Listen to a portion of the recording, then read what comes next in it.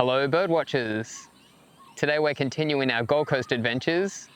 We're at Coombabah Lakelands Conservation Area. This site is massive, so I'm going to show you 4 different birdwatching locations today. Let's get started. Here we go. The first hotspot we'll be exploring is the Arundel Wetlands section on the southern side of this conservation area. It's accessible via Tea Trees Boulevard, Arundel. Each hotspot we'll be visiting has its own specialties. The specialty here is waterfowl, but there are plenty of other birds to see as well. Like this one up here.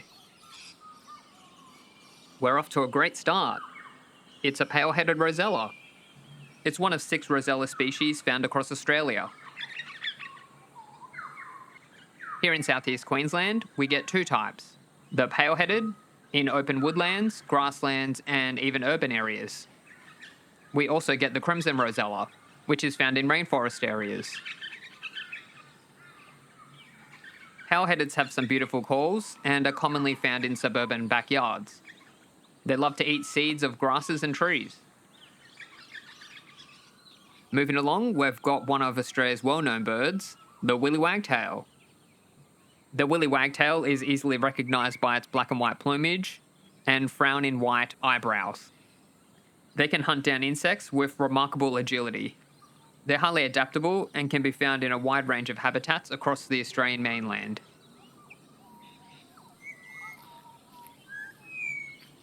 The tracks in this section are fairly flat, and there's many of them to explore.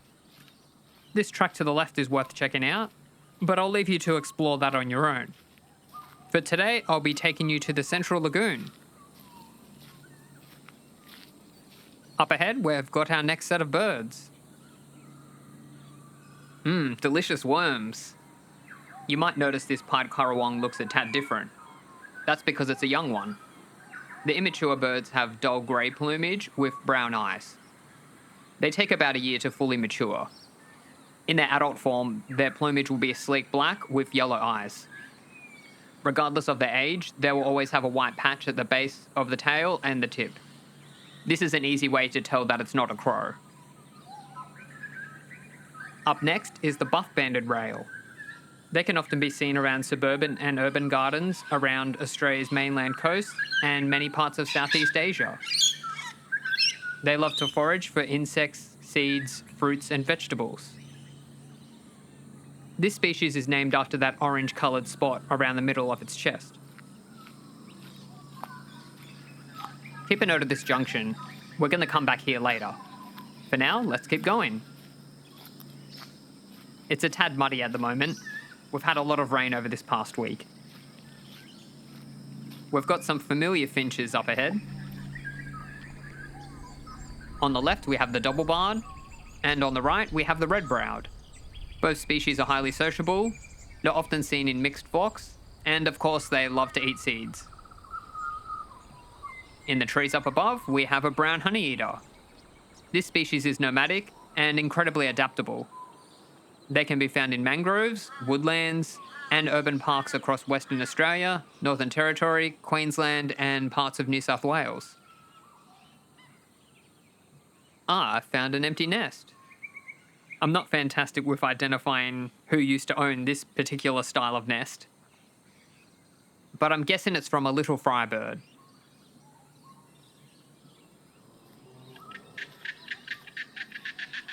Did you hear that? That's the call of the Australasian darter. Let's check out this pond on the right. There's a bird calling on the other side of the water. Let me see if I can find it. This very vocal species is the restless flycatcher. We've met its close relative, the leaden flycatcher, in previous videos. The restless flycatcher rarely stops moving, and has a wide repertoire of strange calls. The top half of its head and body is a mixture of brown, black, and metallic navy blue. When seeing this bird at a distance, that blue can look black. And they're a similar size to the willy wagtail, so it's easy to confuse the two.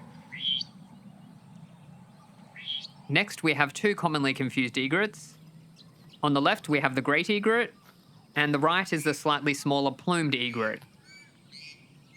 The great is in breeding plumage here, but normally their bills are also yellow, which makes things hard. The easiest way to tell them apart is to ignore the colour of the bill and look at the skin between the beak and the eye. If it extends back away from the eye, it's a great egret. If it stops just under the eye, then it's a plumed egret. You'll rarely find this water bird swimming in the water. Comb-crested jacana much rather walk on the top of water vegetation to collect seeds and aquatic insects. You can find jacana in freshwater wetlands across East and North Australia, Southeast Asia, and New Guinea. The clouds are making filming very challenging today. Anyway, in front of us we've got some kangaroos. Stick around because we're going to see a lot more of them today. We've made it to the central lagoon. Let's have a look around. We've got a dusky moorhen here, and those black balls of fluff with the red head, they're its chicks. Dusky moorhens have a cooperative breeding strategy. Small groups of unrelated adults, sometimes up to 7, will get together during the breeding season, build a nest, defend the territory, and feed the young. This improves the overall survival rate of all the offspring in the group. Next, we have the oddly named hardhead. It's Australia's only true diving duck. For viewers from the Northern Hemisphere, hardheads are closely related to the scalps and potchards found on your side of the world. These ducks prefer to dive underwater for their food, whereas most other Australian ducks prefer to feed on the surface, also known as filter feeders. This one's more brown than grey. It's a grey teal. They're often confused with the non-breeding chestnut teal, which overall is slightly darker, particularly around the neck. While this bird does look majestic, you need to be cautious around black swans. The ones around parks are usually used to people, but if you see one swimming or walking towards you, keep your distance because they're known to bite. They bite pretty hard too. Okay, that was the central lagoon. There's often plenty more birds not just on the lagoon, but in the trees surrounding it. This one's a bit far, so I'm going to zoom in. Thick white eyebrows. This is a male magpie lark. Ah, it's gone. Fortunately, there's some other birds here. It's the notorious common myna. They were first introduced into Australia in 1862. The government at the time thought these birds could control caterpillars, locusts, cane beetles, and other insects. Unfortunately, the common miners decided that farms weren't for them and moved into our cities and towns, much to the detriment of our native birds. Next, we have the white-breasted wood swallow. This species can inhabit various open landscapes throughout most of Australia, except the southwest corner. They're commonly seen in suburban areas. I found this path up ahead is diminishing returns birdwatching wise. Most of the birds stick around this lagoon. Let's head back to that junction I highlighted earlier. This will take us to the other side of the lagoon.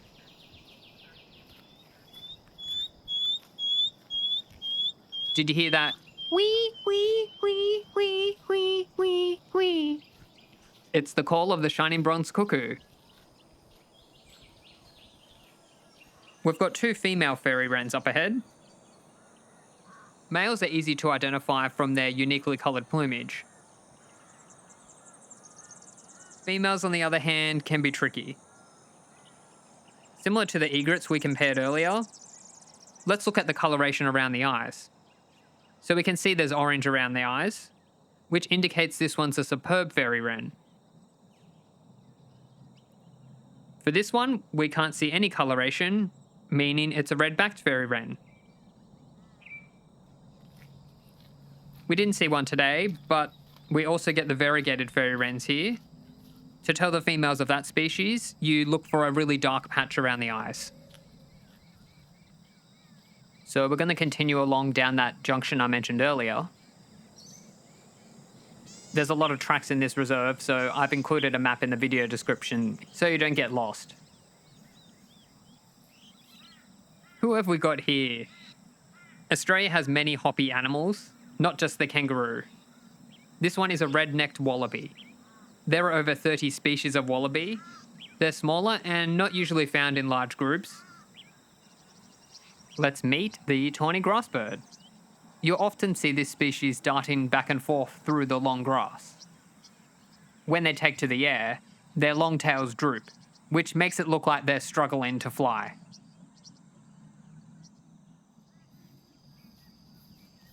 We've got more kangaroos. This group's pretty small. We're going to see a much bigger group later. Back on the topic of birds, there have been over 200 bird species reported here in Arundel Wetlands. I usually encounter about 50 to 60 species per visit. Another familiar friend. It's the sacred kingfisher. The Australian kingfishers were the first group of birds that I learnt to identify by ear. Unlike many other groups of birds, each species of kingfisher sounds very different from each other. Plus, most regions in Australia will have less than 3 kingfisher species, so this group of birds is a great place to start learning.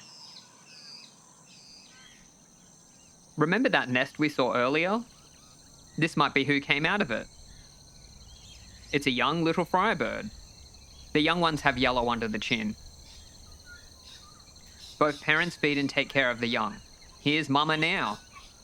In the breeding season, she'll lay up to 4 eggs and incubate them for just 2 weeks. 2 weeks after hatching, the young birds are ready to fly free. Okay, we have to go off track a bit. If you're visiting after the rain, you're going to need boots for this area because it becomes really flooded.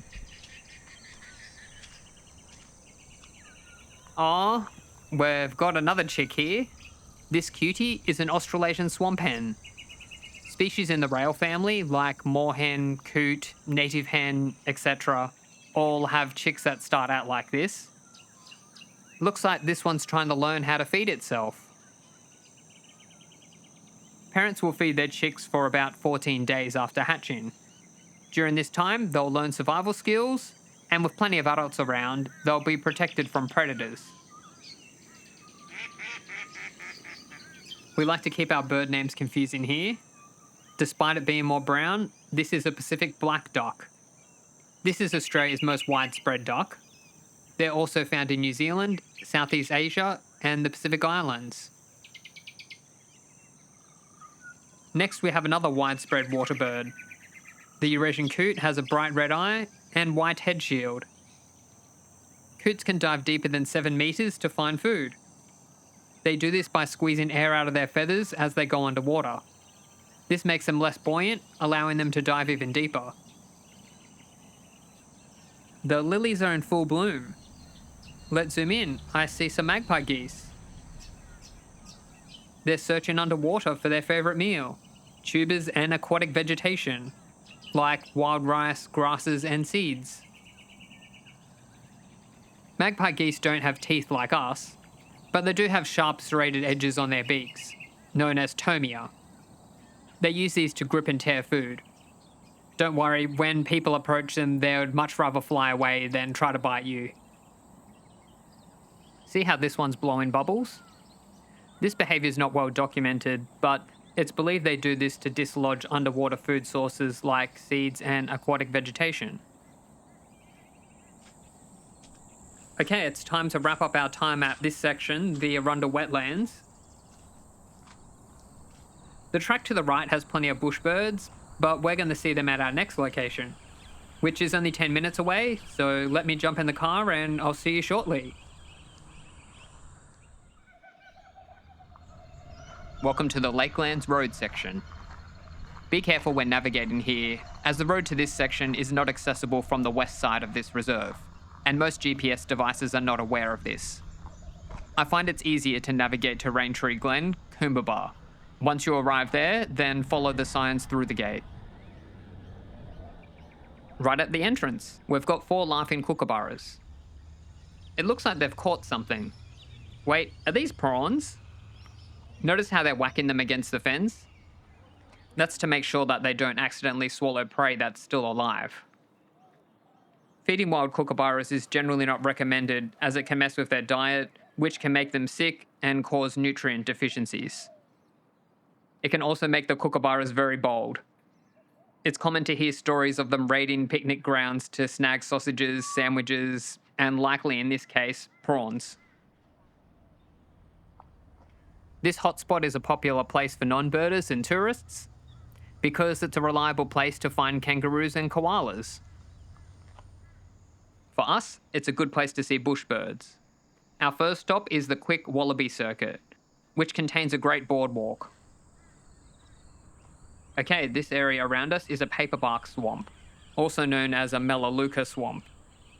Time to look around. You might be familiar with the call of this one. It's the striated pardalote. This one's surprisingly low. They're usually high up in the trees looking for insects and spiders. Striated pardalotes have 7 slightly different looks across Australia. These different looks are known as subspecies. Different subspecies within a species can typically produce viable offspring. Being able to ID down to the subspecies level can be difficult. The one we have here is the black-headed striated pardalote. Next is the brown thornbill. It's the same size as the earlier pardalote. It's the most commonly seen thornbill around here. They like to hang around rainforest, woodlands, wetlands, and mangroves. We've got a recent name changer here. The rufous fantail is found across many parts of the world. By using DNA analysis, researchers decided that there was enough evidence to show that the rufous fantail here are actually their own species and are different from the ones found in other parts of the world. Quick tip, make sure you bring mosquito spray to this section. The last few visits here, I've never been chased by so many mosquitoes in my life. Black and white with a red throat and undersides. It's the mistletoe bird. You've got to see the interesting way this bird eats berries. Rather than it choking on the harder skin, it will pierce it, suck out the contents, then discard the skin and large seeds, which in turn helps the plant because it gets to move its seeds further away.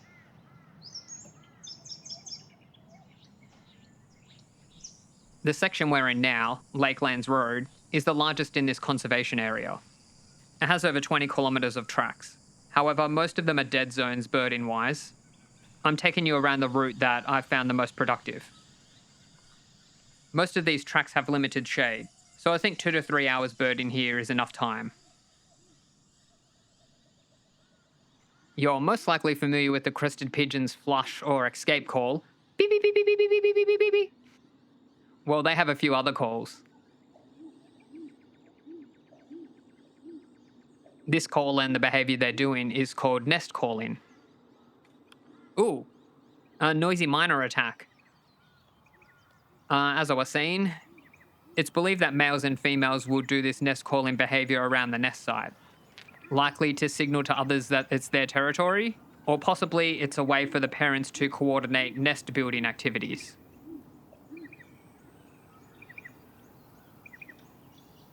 Here's one of Australia's most popular, and arguably the loudest, the sulphur-crested cockatoo.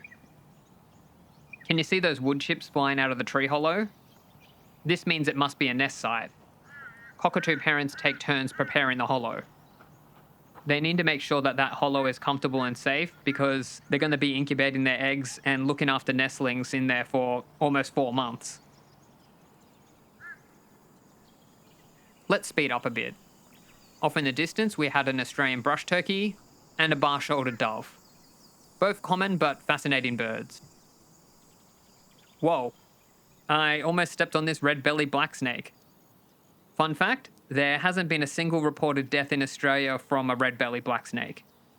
You still need to be cautious though, because getting bitten will land you in hospital.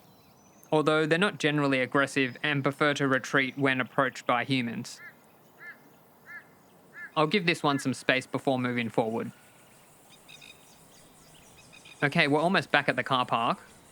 We're going to continue to the right.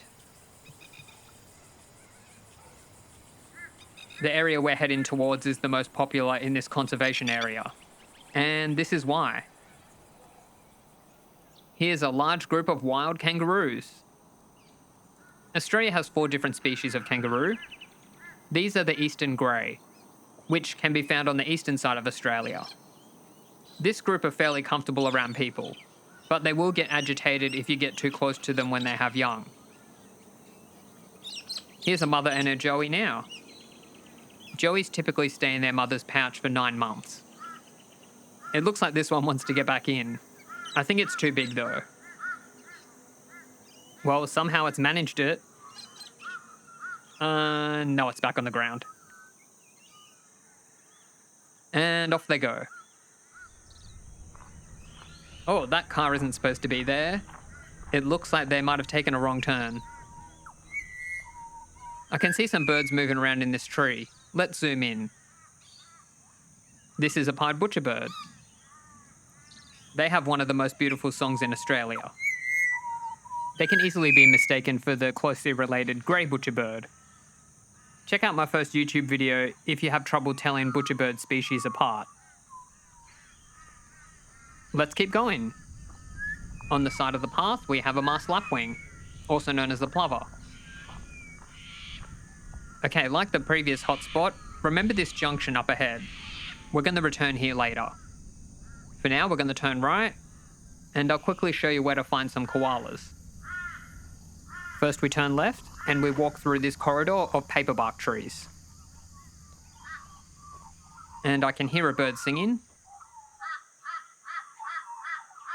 I think that earlier pied butcherbird has a bit of singing competition here. Australian magpies sing to let others know that this area is their territory.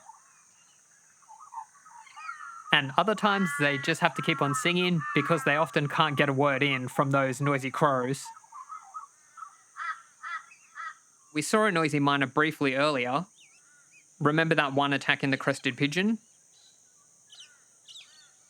I think this one here is putting on the cute and innocent look.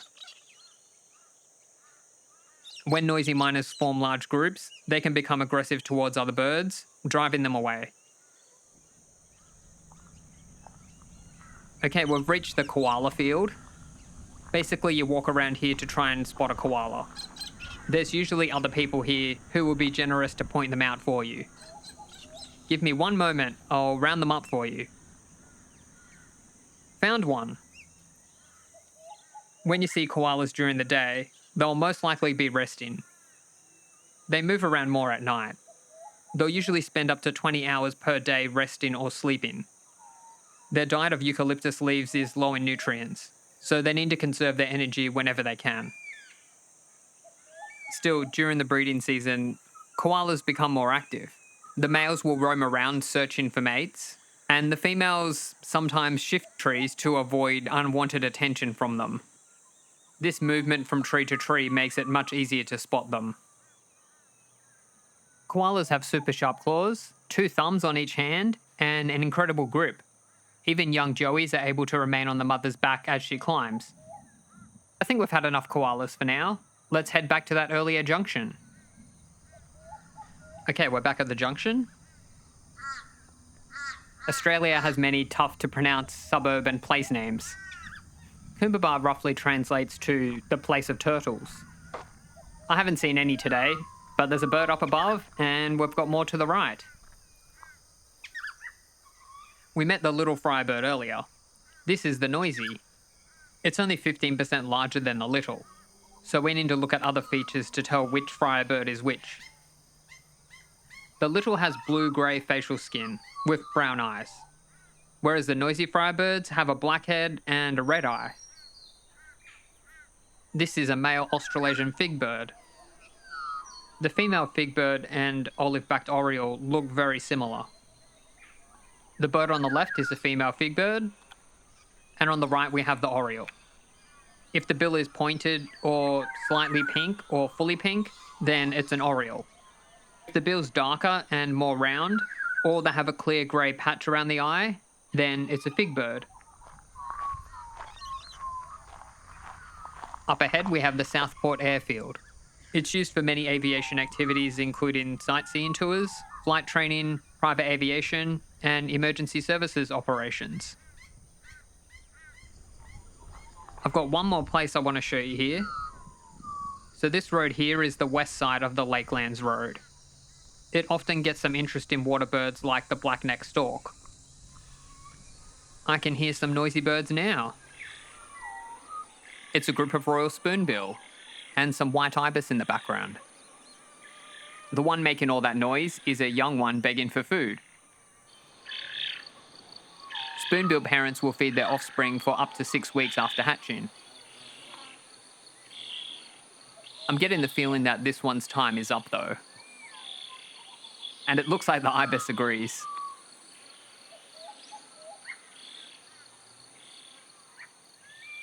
Can you hear those wailing squawks? Those are from the yellow-tailed black cockatoo. The yellowtails have incredibly strong beaks. They gather seeds by cracking open seed pods and cones of pines, banksia, casuarinas, acacias, and many more.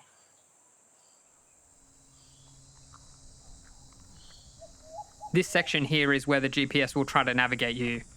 On the other side is a water treatment plant, which has heaps of water birds. We can't access it from this side, however we can drive around. It's worth driving around because there's 2 more smaller hotspots over there. I'm going to jump back into the car now, and I'll see you soon. We're now at the Mangrove Boardwalk track. It's just off Shelter Road, Coombabah. This hotspot is just 5 minutes drive from the previous location. We're not going to be here long. It's about a 15-minute walk down to the boardwalk. Okay, we're here, and we've got some birds waiting for us in the mangroves. We met the rufous fantail before. Here's the grey fantail. The fantails are closely related to the willy wagtail. Next we've got the mangrove dirigony. They're a mangrove specialist. Ah, that was quick. Let's keep moving. We've got an Australian white ibis feeding in the mangroves. Did you know those stick-like things coming out of the mud are not new mangrove trees, but actually aerial roots? These roots allow the plants to take in oxygen when they're submerged in water due to the tides. Over here we've got a nankeen night heron. Looks like it's hunting down something. This species can be found across most parts of Australia, except the dry interior. They prefer water locations close to dense trees for them to roost in during the day. Let's check out the hide. It's best to visit this place on low tide. You won't see much at high tide. Pretty much like now, but we do have some birds closer to the hide. Hiding away, we've got the white-faced heron. This species is commonly seen perching on fence posts, telephone poles, and on houses. We saw the great and plumed egrets earlier. This one has a black bill and legs, and 2 plumes come in from the back of the head. So it's a little egret. We don't need to worry about examining the eye area for this one. Okay, now on to our final location. It's a special surprise. It's 2 minutes drive on the road we just parked on. Let's go. Welcome to our final location, the Coombabah Wastewater Treatment Plant. Yay! You can see heaps of different birds here. The council has even built a dedicated lookout platform for us birdwatchers. Before we reach the lookout, thank you for joining me at the expansive Coombabah Conservation Area. If you enjoyed this adventure, don't forget to like and subscribe. If you'd like to support this channel and get early access to videos, consider becoming a member. Okay, that's done. Let's see what's around. Gee, it's windy out there. We've got a lot of birds here. I'm going to list them out for you. I'm going to start with the closest and then move all the way to the back. We have 2 chestnut teal at the front on that cement block.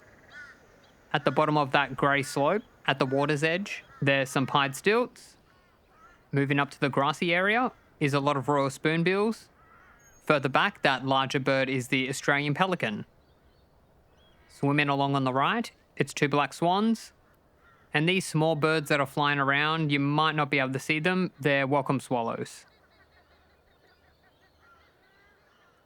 And in a nearby tree, we have our final bird, the white-bellied sea eagle. They have a huge wingspan of 2.2 meters. They're incredible hunters.